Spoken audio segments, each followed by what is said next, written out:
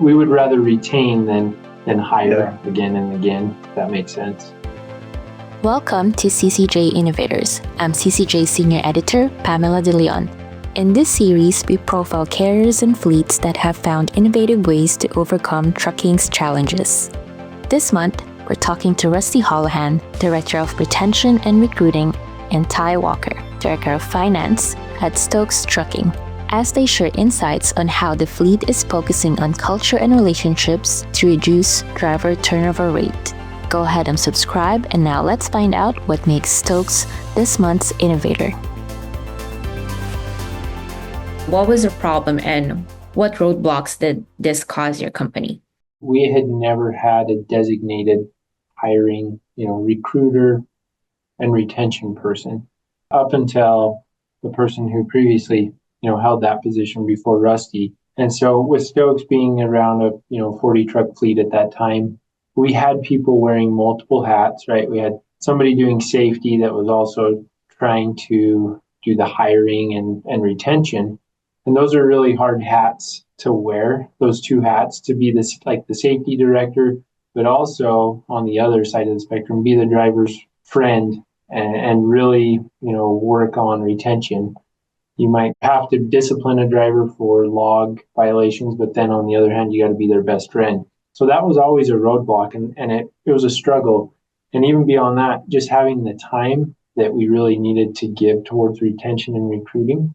So once we made the commitment that, hey, we actually need to hire a full-time retention and recruiting person, that was the major roadblock, just not having that person who could really see it through and take care of the drivers. We still have challenges every day. I mean, Rusty's always, he's busy calling drivers, talking to them, making sure that they're happy. But I see that as the first major roadblock that we faced, was just having the time, but also the person that could really take care of the drivers and work on retention. Well, and it's just nice that now, the driver has an advocate and, in a retention, a guy that like me that does just retention and recruiting. So now they feel like they can come to you for whatever they need and take care of, any issues that may arise. What are some of the strategies that the company did to retain highly valued employees and improve your drivers' satisfaction and basically keep them on the job longer? I think that really kind of comes back to doing the right thing to those drivers. I've been with the company for, just about 5 years now, and you're faced with things every single day where you can make a decision, right? Am I going to, this driver was held up for this amount of time while a tire was repaired or at a shipper or a receiver? Are we going to do the right thing and make our driver whole? I feel like asking ourselves that question every time has helped us to retain drivers. We treat them as a human and strive to really just take care of them. It's just, always being there for them. Like I said before, building that relationship with them that, they know they can come to me and I'm on their side, first of all, to, help them with whatever issue arises. And so I think that is a big force in the retention, of our drivers.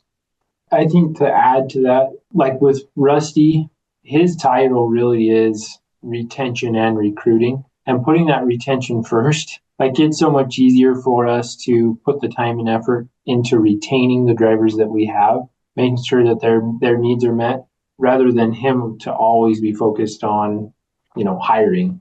We would rather retain than hire again and again, if that makes sense. What are some of the things that you guys do to make sure, yes, that they do feel valued? I think where it kind of started and what we've tried to continue to do is survey the drivers. So in 2020, the fall of 2020, we put a survey out there really to take the temperature of all the drivers, see how they were all feeling. And since doing that, I feel like it's helped us have a better idea, because you're not always going to have a driver that comes into your office and sits down and tells you how they really feel or how we could improve. But implementing just a regular survey that goes out to drivers just to, I guess you could say, take their temperature. How are they feeling? Where can we improve as a company? What expectations do you guys have that are not being met? So just trying to have that open communication with them, I feel like that has really helped. With the retention program, I know we've hit on it a few times, and Rusty has, but he's really their advocate. And we try to make that known to all the drivers that, yes, we've got somebody over operations and safety and finance and these different areas, but we have a full-time person that's dedicated to the needs of the drivers to make sure that he is in sync with them and helps the whole company to be that way as well. It goes back to doing the right thing all the time. We use that all the time in here. I spend a lot of time just calling them just to check in on them, see how they're doing for the day. And those phone calls go a long way with drivers, especially if they're having a bad day or, they just need somebody to talk to. So, just doing the right thing has always been a good thing for us. How are the results so far, with all of the improvements that you guys have done with the surveys and I guess building relationships with the drivers? Honestly, we have a weekly management meeting where we track open trucks. And if I looked at it for the last 6 months, we have been over 90% full.